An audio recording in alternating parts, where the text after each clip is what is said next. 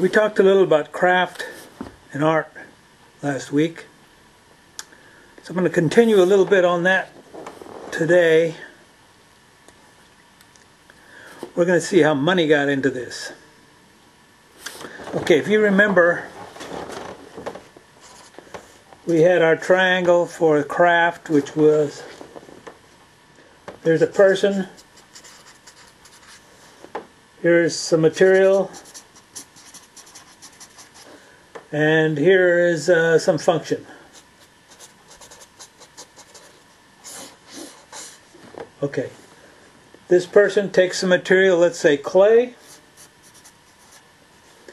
He makes it into something that's functions, like say a pot. That turns it into craft. So this person then becomes a craft person or craftsman. Okay, get that? A person takes a material, say in this case it's clay. It has a function, which is a pot that makes it craft, so that person becomes a craftsman. Over here we have a person. We have some material.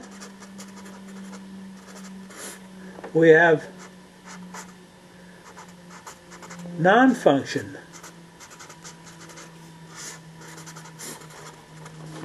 Person, material, non-function. So person, let's take a piece of charcoal.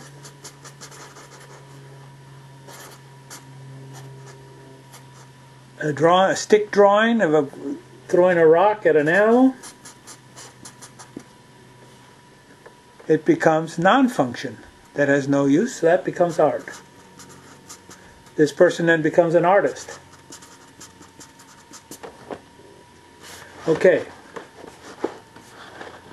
Now here you can see that money would get involved with the craft person, because he takes some clay and makes a pot. He can sell that pot.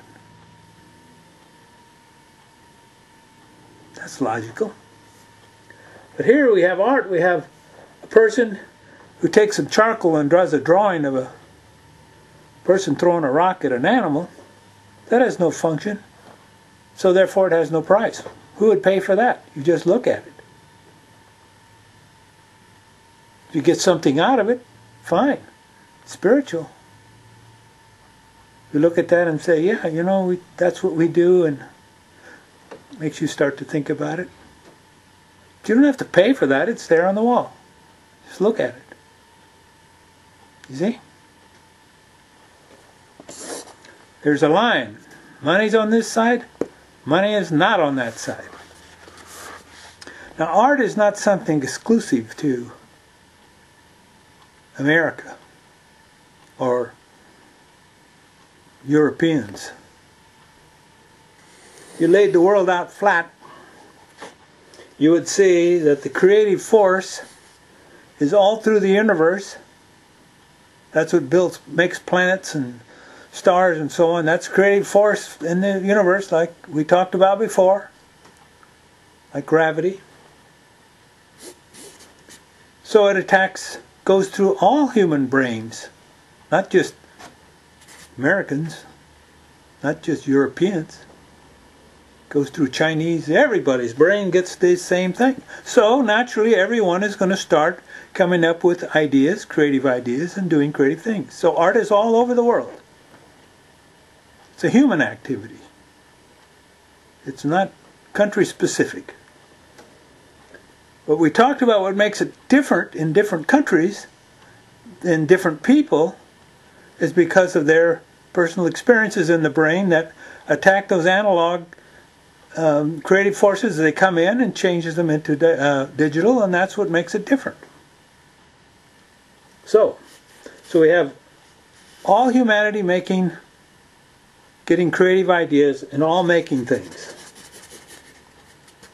Okay.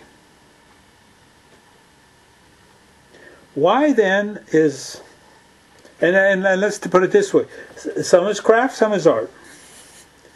And there's a level of how much people pay for the craft.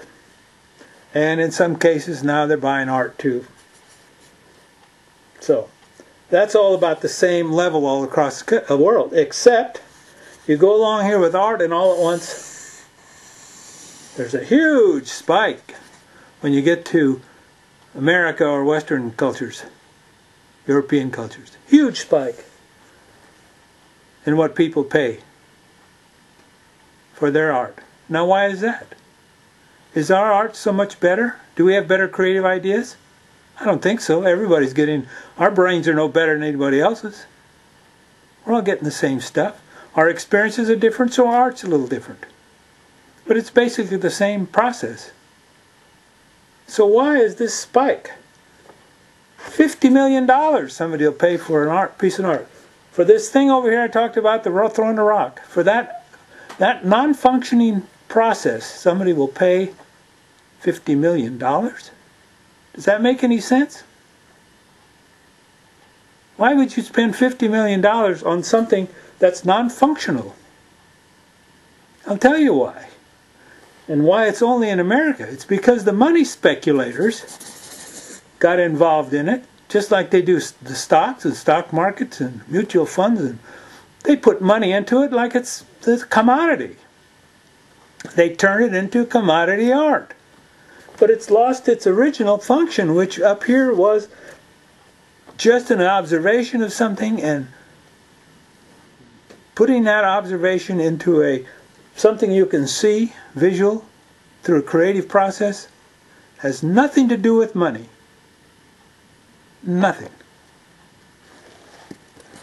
Western cultures, particularly in America, and there was a huge spike in the amount people paid starting in the 50s and 60s in America. Before that, paintings weren't selling for that kind of money. Now they've gone through the roof. And it's all because it's speculators.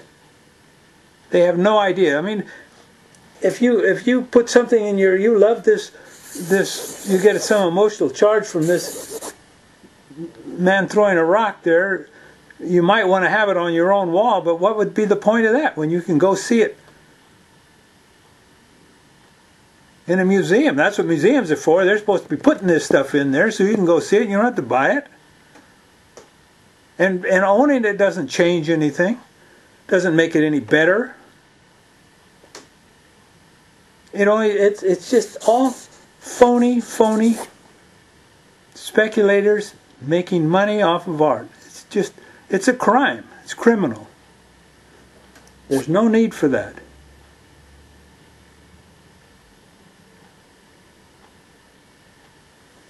I get upset every time that I talk about art and money, so that's all I'm going to talk about today. Go to my website, send me an email, come back next week.